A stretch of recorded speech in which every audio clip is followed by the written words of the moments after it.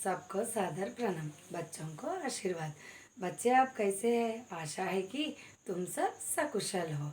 10वीं कक्षा के बच्चों, मैं तुमको आज पहला पाठ के बारे में बताना चाहती हूँ बच्चों।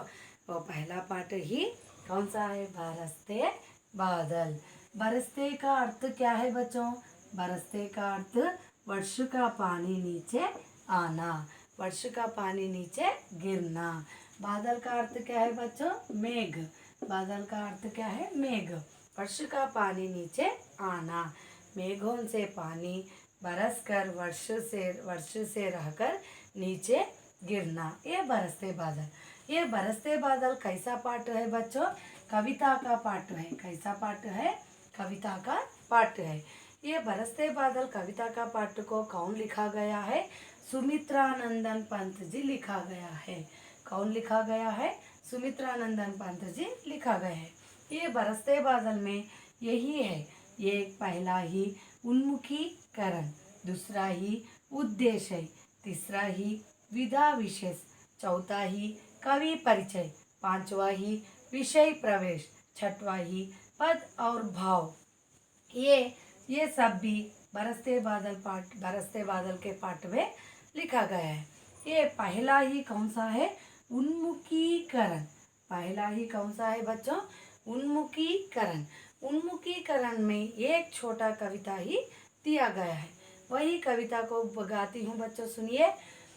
क्या गाती हो, किसे बुलाती, बतला दो कोयल रानी, बतला दो कोयल रानी। प्यासी धरती देख मांगती, प्यासी धरती देख मांगती, हो क्या मेघों से पानी, हो क्या मेघों से पानी। ये कविता है। ये कविता का अर्थ क्या है देखिए बच्चों। इसमें कोयल रानी मीठे मीठे गीत गाती है। इसमें कोयल रानी क्या करती है? मीठे मीठे गीत गाती है। और बादल क्या करता है? गरजता है। बादल और गरजता है। बादल को देखकर कोयल रानी भी गीत गाती है और धरती को देखकर भी गीत गाती है। धरती भी प्यासी को देखकर मेघों से पानी मांगती है। धरती प्यास को देखकर क्या मांगती है? पानी मांगती है। किसी से मांगती है? मेघों से पानी मांगती है। ये कविता का ये अर्थ है।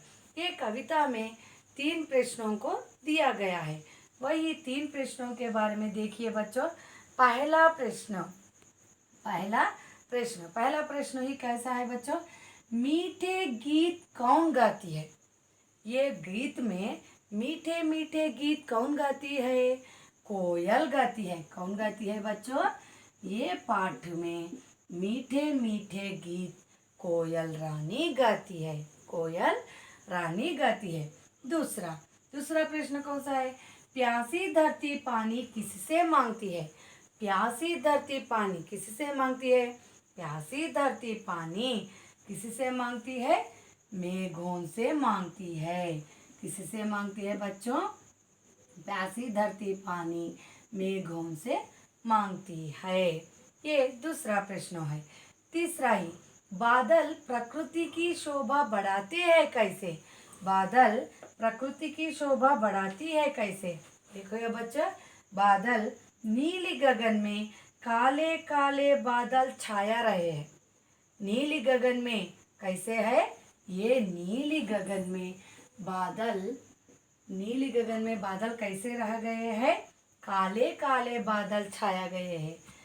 काले काले बादल छाया गए। ये बरसकर हमें पानी देता है।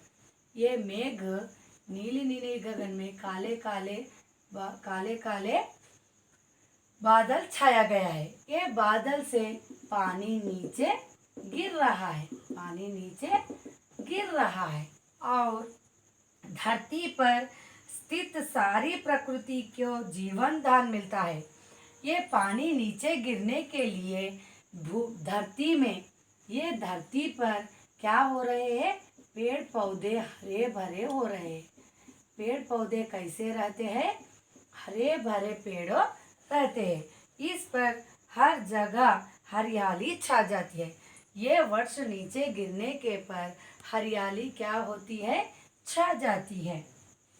और सब पानी के स्रोत भरकर सुंदर लगता है।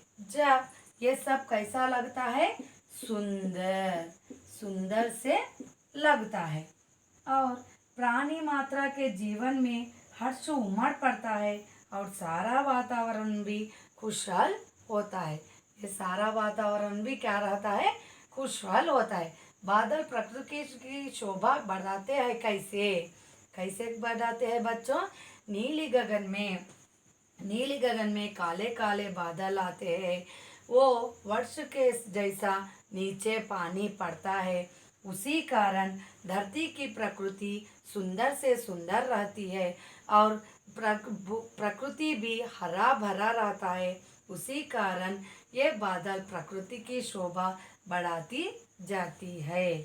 ये तीनों प्रश्नों का उत्तर है। ये उन्मुखीकरण, ये क्या है, उन्मुखीकरण। और दूसरा ही कौन सा है बच्चों, उद्देश्य। बरसते बादल पाठ का उद्देश्य क्या है, बरसते बादल पाठ का उद्देश्य क्या है। देखिए बच्चों, क्या है प्रकृति का, वो प्रकृति के प्रति काव्य रचनाओं के प्रोत्साहन के साथ साथ सौंदर्य बोध कराना, मनोरंजन की भावना जगाना और प्रकृति संरक्षण के लिए प्रेरित करना इसका उद्देश्य है। इसका उद्देश्य क्या क्या है बच्चों, प्रकृति के प्रति काव्य रचनाएं और उसका प्रोत्साह भी, साथ साथ सौंदर्य का बोध भी और मनोरंजन का अर्थ क्या है बच्चों, एंटरटेनमेंट। मनोरंजन का अर्थ क्या है, एंटरटेनमेंट। इसका भावना जगाना, प्रकृति की संरक्षण का प्रेरित करना, ये पाठ का ఉద్దేశం. చూడండి పిల్లలు, ఈ ప్రకృతి గురించి ఏమన్నారు చూడండి. ప్రకృతికే प्रकृति पट्ल काव्य रचनाओं प्रोत्साहन के साथ साथ प्रोत्साहिंచడంతో పాటు सौंदर्य बोध करना, सौंदर्यानुभूति కలిగించాలి. और मनोरंजन అంటే ఎంటర్టైన్మెంట్ కి కూడా కలగాలి. और ఎంతో మనోరంజకానికి సంబంధించిన భావనలను మేల్కొల్పాలి. జగానా మీన్ మేల్కొనటం ప్రకృతి సంరక్షణ కొరకు ప్రేరేపించటమే ఈ పాఠం యొక్క ఉద్దేశం. ఇది.